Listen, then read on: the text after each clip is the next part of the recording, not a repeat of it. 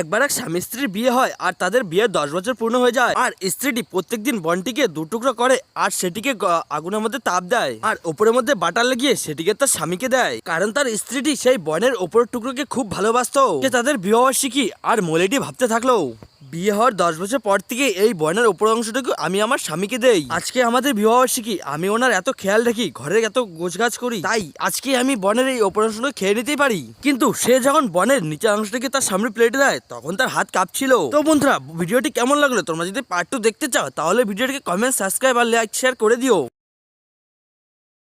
একবার একটি কিপ্টে মহিলার কাছে একটি রূপোয় বাঁধানো প্লেট ছিল আর সে সেটাকে খুব যত্ন সহকারে তার কাছে রেখে দিত।